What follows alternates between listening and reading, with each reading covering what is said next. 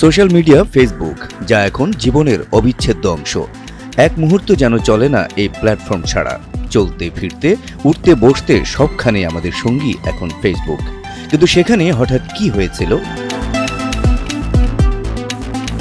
বৃহস্পতিবার সকালে বাংলাদেশ সহ বিশ্বের বিভিন্ন দেশে ফেসবুক বিভ্রাটের কথা শেয়ার করতে থাকেন এর ব্যবহারকারীরা।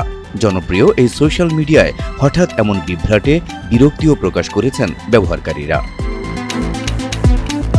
তারা বলেন, এদিন ডেস্কটপ কম্পিউটারে ফেসবুক ব্যবহার করতে গিয়ে বাধার সম্মুখীন হন তারা।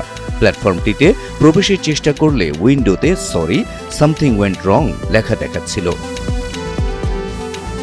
ডেস্কটপে ফেসবুকে ঢুকতে না পেরে অনেকেই তার স্ক্রিনশট নিয়ে আরেক সোশ্যাল মিডিয়া প্ল্যাটফর্ম এক্সে শেয়ার করেছেন। তারা জানতে চেয়েছেন ফেসবুকের সার্ভার কি আবারও ডাউন হয়েছে কিনা।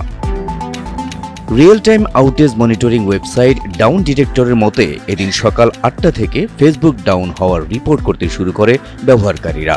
সকাল ৮:৩০টার দিকে প্রায় ১৮,৪০৩টি রিপোর্ট জমা হয়।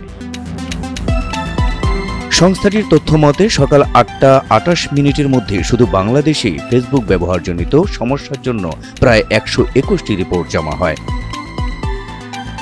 একই সময় যুক্তরাষ্ট্রের সমস্যার কথা জানিয়েছেন ১৬,০০০-এরও বেশি ফেসবুক ব্যবহারকারী।